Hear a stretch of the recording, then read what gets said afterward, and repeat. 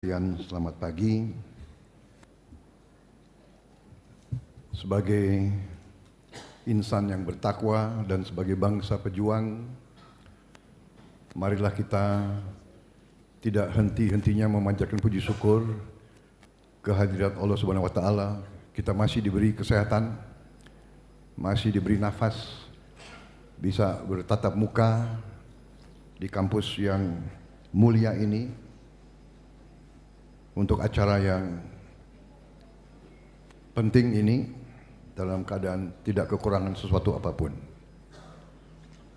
Salawat dan salam kita haturkan kehadirat junjungan kita baginda Nabi besar Muhammad Rasulullah Shallallahu Alaihi Wasallam yang telah memberi kepada kita agama dan peradaban. Saudara-saudara sekalian yang saya hormati dan saya banggakan, tentunya Profesor Dr. Kiai Haji Haidar Nasir, Ketua Umum yang tadi hadir melalui Vikon, Sekretaris Umum Pimpinan Pusat Muhammadiyah yang saya hormati, Bapak Profesor Dr. Abdul Mukti, Rektor Universitas Muhammadiyah Surabaya sebagai tuan rumah, Dr. Sukadiono beserta seluruh jajaran pimpinan, wakil rektor dan sivitas akademika yang hadir, para wakil ketua PP Muhammadiyah yang saya hormati dan saya banggakan, Profesor Dr. Haji Irwan Akib, Dr. Haji Agung Danarto, Dr. M. Saad Ibrahim, Muhammad Sayuti PhD, Muhammad Izul Muslimin SIP, Pimpinan Pusat Aisyah, Dr. Salmah Orbayinah yang saya hormati, Ketua Pimpinan Wilayah Aisyah Jawa Timur, Dr. Rukmini dan seluruh jajaran yang hadir, saudara-saudara sekalian, jajaran pimpinan wilayah Muhammadiyah Jawa Timur, keluarga besar Muhammadiyah yang tidak bisa saya sebut namanya satu persatu tanpa mengurangi rasa hormat saya. Hadir juga rektor-rektor dari perguruan tinggi Muhammadiyah Aisyah Sejatim. Hadir juga Rektor Universitas Muhammadiyah Malang, Profesor Fauzian yang juga alhamdulillah ikut dalam tim saya.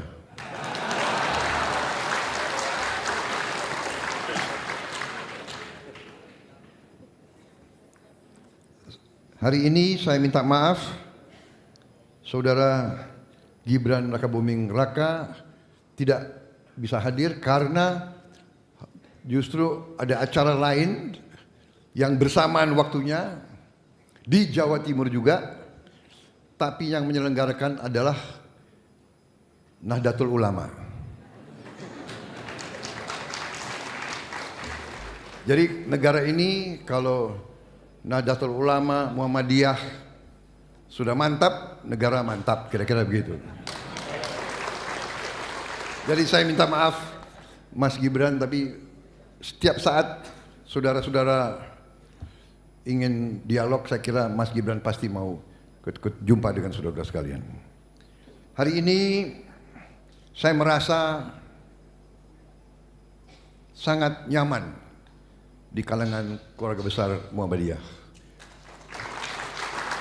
Mungkin karena lingkungan saya sehari-hari pun juga banyak orang-orang Muhammadiyah.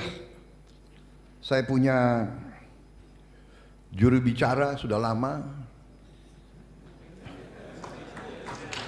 adalah mantan ketua pemuda Muhammadiyah kalau tidak salah, ya. Saudara Daniel, ya, Anzar Simanjuntak. Kemudian juga ikut tim saya Saudara Saleh Daule, Ketua juga Pemuda Muhammadiyah. Hadir juga Pak Raja Juli Antoni, mantan Ketua Umum Ikatan Pelajar Muhammadiyah, sekarang Sekjen PSI koalisi saya. Alhamdulillah. Juga Pak Zulkifli Hasan, Ketua Umum Partai Amanat Nasional, yang terkenal dengan logonya Partai Matahari. Jadi kira-kira mungkin ada hubungan darah dengan Muhammadiyah. Mungkin bisa dikatakan anak kandung dari Muhammadiyah. Jadi, dan PAN ini bersama saya sudah 10 tahun. Insya Allah akan terus. Saya juga sangat akrab dengan banyak ketua-ketua umum Muhammadiyah. Saya yakin saudara-saudara kenal bagaimana dekatnya saya dengan Pak Amin Rais, Buya Syafi'i Ma'arif, Pak Din Samsudin, dan sekarang tentunya Pak Haidar Nasir. Kita bersahabat dan kadang-kadang kita berbeda pandangan, tapi tetap bersahabat.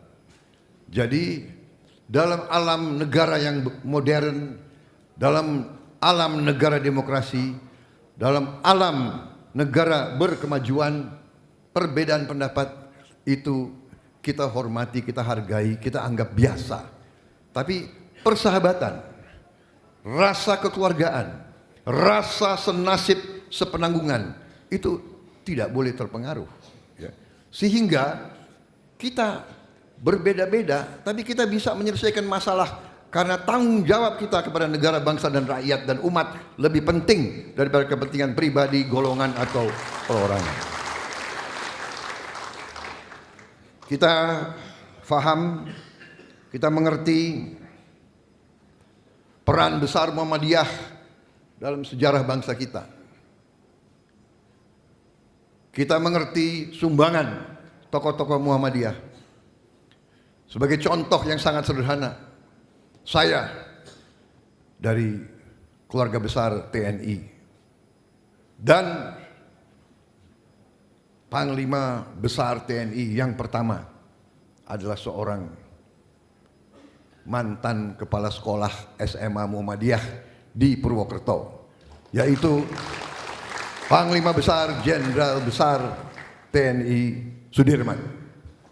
Ini membuktikan peran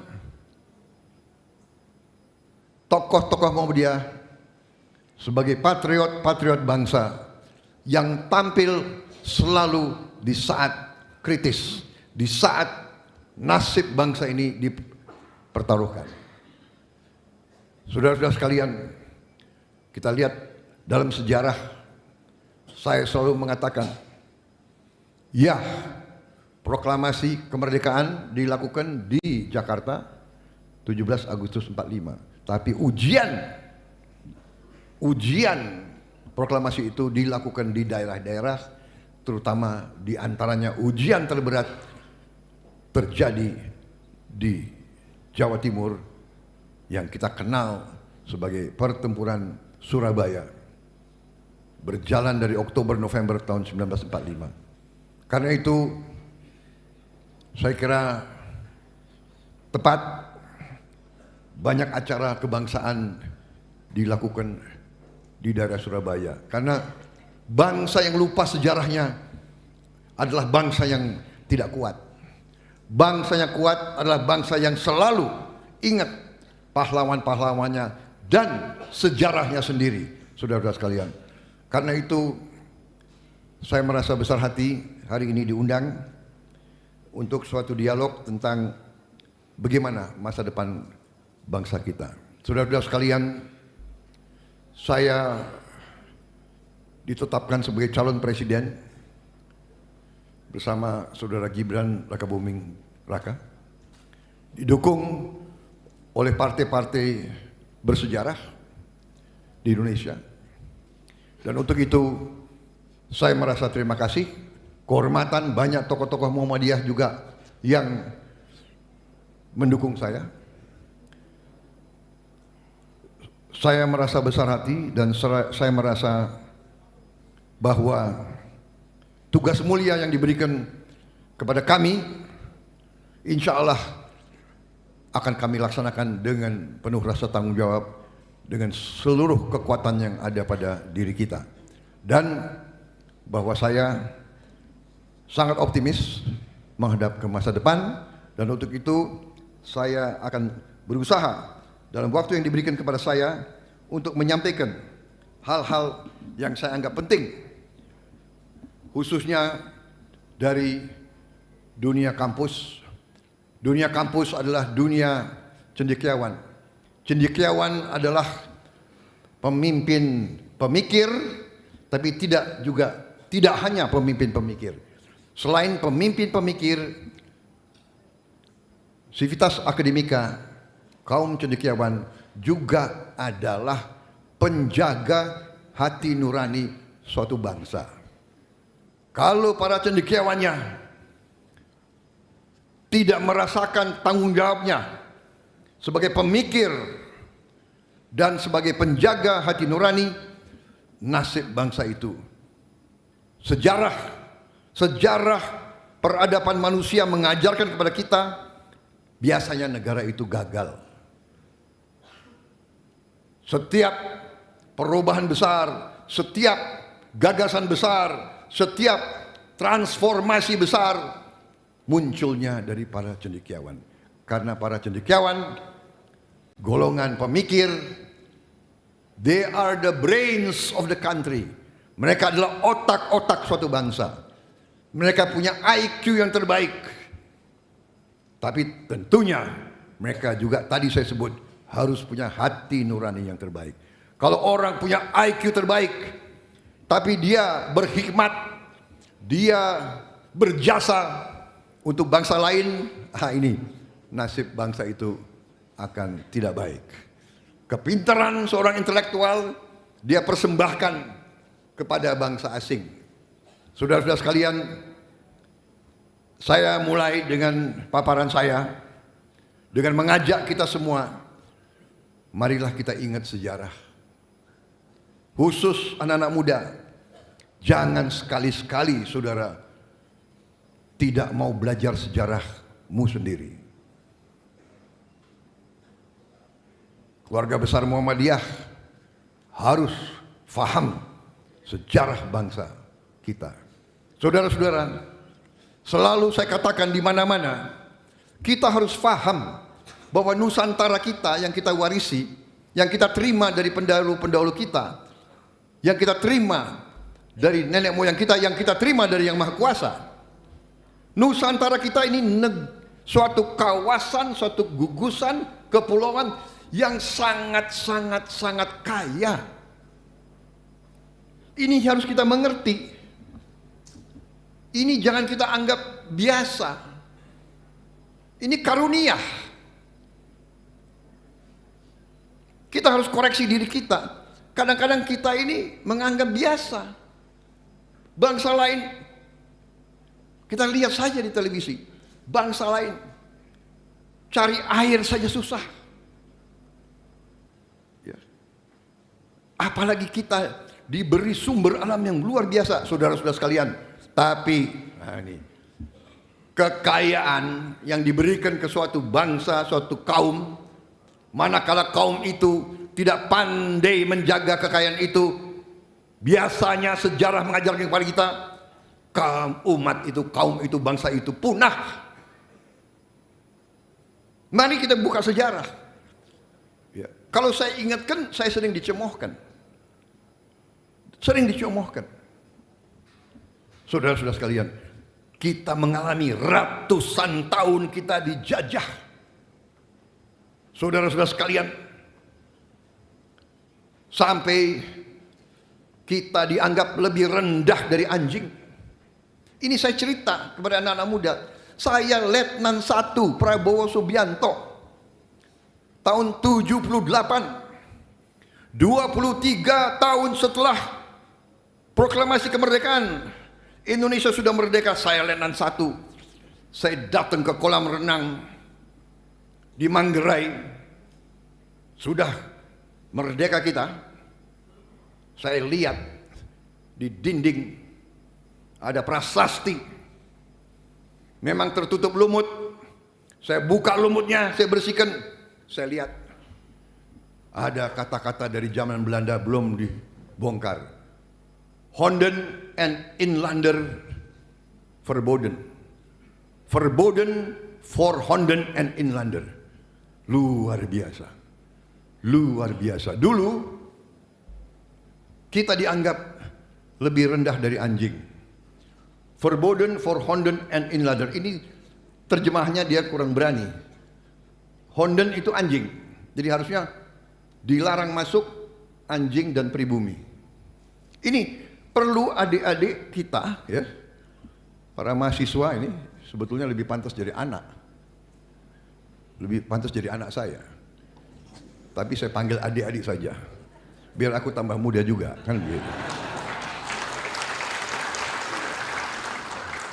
Nanti ada yang panggil saya Eyang lagi, ya kan? Wah, itu dilarang keras itu. Nggak dapat hadiah dari saya. Saudara-saudara, saya sudah bawa buku untuk kalian. Ya, jadi nanti habis ini sebetulnya ceramah saya lebih lengkap dibaca di buku karena waktu terbatas, ya kan? Dan buku itu saya kira cukup.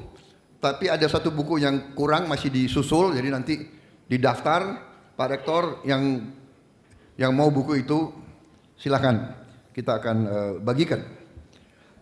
Ini penting saya ingatkan sejarah kita. Bukan kita yang ke Eropa, mereka yang ke kita. Mereka ke kita, mereka dengan kelihayan mereka datang katanya untuk dagang. Habis dagang, dia minta izin buka pos, dikasih izin karena bangsa kita ramah. Ya kan? Bangsa kita senang kedatangan tamu. Benar nggak ibu-ibu? Iya kan? Ibu-ibu suka menerima tamu kan? Menghormati tamu datang, buru-buru ke tetangga, pinjam gula. Kan begitu kan? Kita hormati. Repotnya tamu ini banyak yang nggak tahu diri. Datang diterima dengan baik, nggak mau pulang-pulang. Lama-lama dia bilang, ini dia punya. Tanah ini dia punya. Saudara-saudara sekalian. Dan kita dibilang lebih rendah dari anjing. Saudara-saudara sekalian, saya tidak mengajak dan mengajarkan kita untuk benci. Tidak. Jangan kita benci siapapun. Saya kira agama kita tidak mengajarkan kebencian. Jangan benci, jangan dendam. Tidak. Tapi jangan lupa. Jangan terlalu lugu. Udah ratusan tahun dibohongi, kita merdeka masih mau dibohongi lagi sampai sekarang. Saudara-saudara sekalian.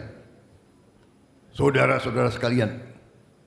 Mungkin beberapa hari yang lalu, saudara dengar saya bicara dengan duta besar Jepang. Dia tanya kepada saya dalam satu forum, dia tanya, Bapak bicara bahwa Indonesia negara yang menghormati perdagangan bebas, tapi ternyata Indonesia menghalangi ekspor bahan-bahan tertentu. Saya mengerti maksud dia. Kita sekarang tidak mau mengizinkan sumber-sumber alam kita, kekayaan kita dijual murah kepada bangsa lain. Kita tidak mau. Kita mau pabrik-pabrik itu dibuat di Indonesia. Karena rakyat kita butuh pekerjaan. Karena anak-anak muda kita ingin masa depan yang baik. Saya jelaskan ke beliau. Yang mulia, kita setuju perdagangan bebas. We support free trade, but we want fair trade. Ini ada Menteri Perdagangan. Kita mau perdagangan bebas, tapi kita mau perdagangan adil. And saya bilang kita mau level playing field. Kita mau kalau main sepak bola, lapangannya datar dong. Jangan main sepak bola, ya kan? Datar pihak sono lebih tinggi dari gol kita. Ya lebih gampang bola ke sini, ya kan? Saya katakan ada di YouTube. Your Excellency, saya bilang, we want to be like you. Saya bilang, kita mau ikut kamu, kita mau seperti kamu, kita mau rakyat kita sejahtera. Kita mau rakyat kita tidak menerima UMR. Kita mau rakyat kita terima penghasilan yang cukup. Dan saya cerita, saya lihat dengan mata saya sendiri, seorang bapak-bapak umurnya 70 tahun masih narik becak. Saya bilang, do you know what the becak is? It is a, saya salah ngomong, rickshaw, sebetulnya trishaw, pokoknya ya gitu-gitulah. 70 tahun narik becak, luar biasa. Saya mau nangis. Tidak boleh di negara merdeka sekian puluh tahun rakyat kita harus narik becak umur 70 tahun. Tidak boleh, tidak boleh. Malu. Saya sebagai mantan jenderal malu.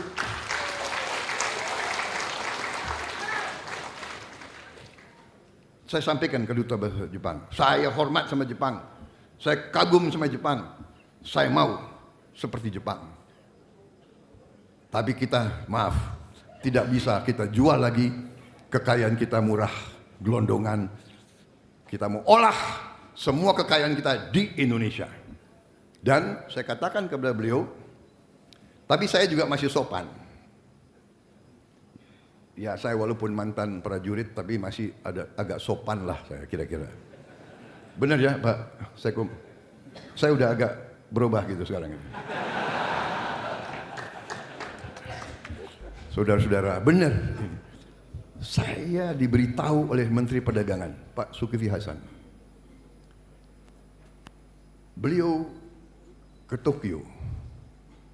Beliau negosiasi perdagangan antara dua negara. Masa selama berapa puluh tahun kita izinkan bangsa Jepang jual mobil, Toyota, Mitsubishi, Suzuki, Honda, motor, kita izinkan. Berapa juta motor tiap tahun kita izinkan. Televisi, Hitachi. Tapi kita mau jual pisang saja, mereka tidak izinkan. Jual pisang. 5 menit, udah setengah jam.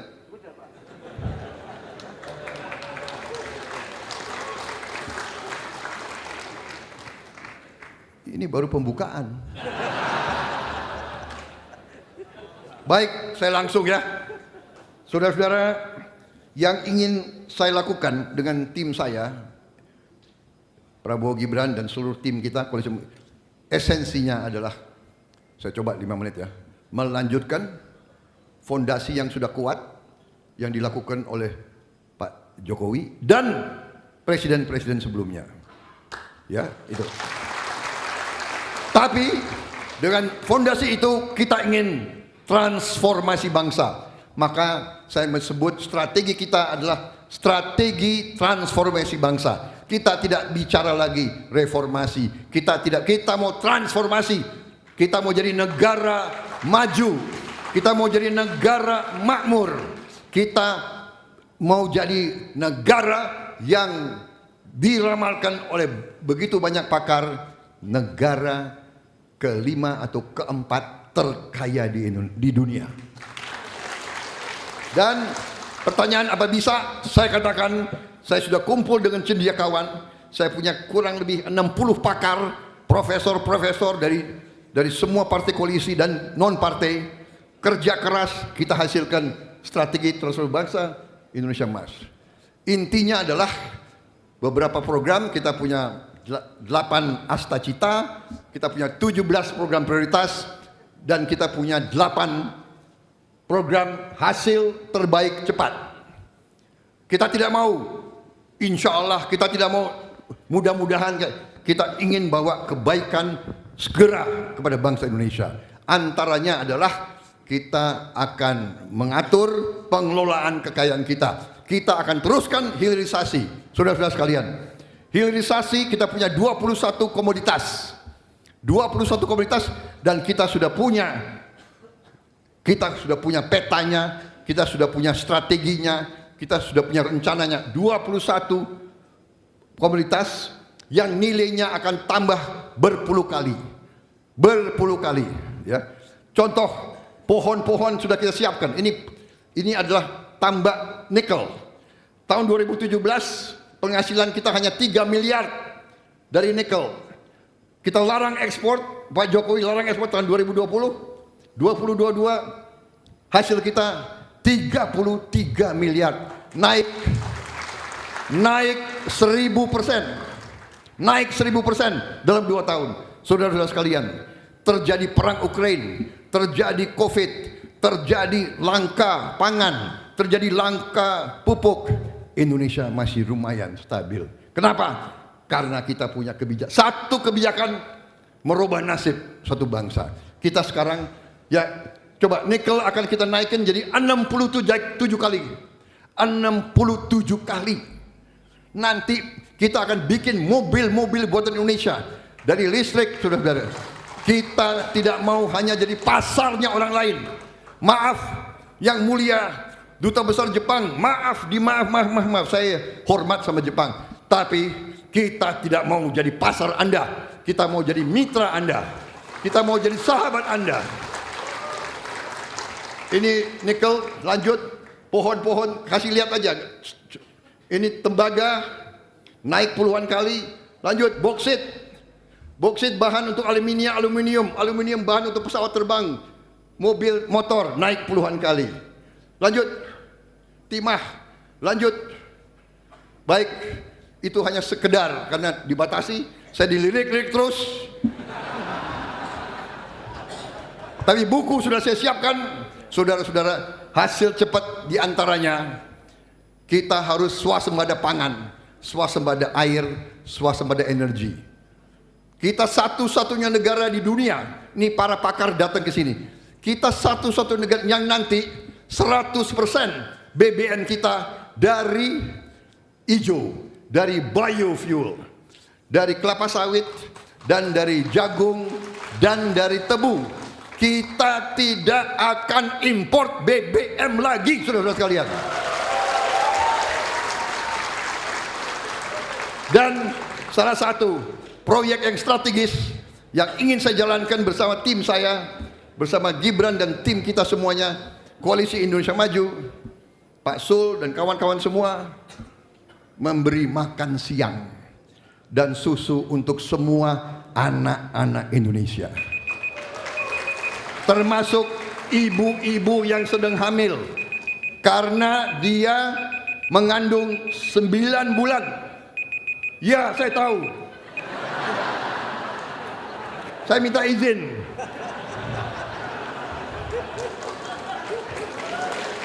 Penting ini. Saya nggak korupsi uang kok, saya korupsi waktu sedikit.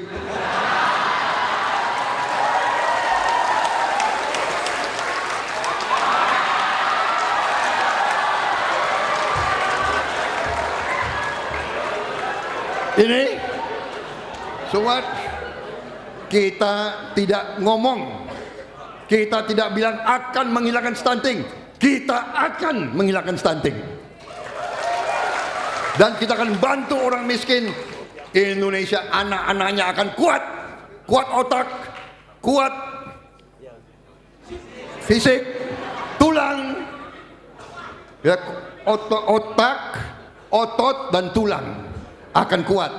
Anak-anak Indonesia akan hebat, tinggi-tinggi, kita akan jadi juara, saudara-saudara sekalian. Wassalamualaikum warahmatullahi wabarakatuh.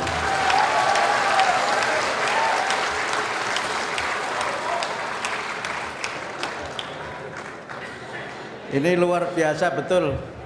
Pak Prabowo nggak ngurangi waktu, menambah waktu Bapak itu. Kalau menambah waktu boleh Pak, ya nggak boleh menambah periode, itu nggak boleh.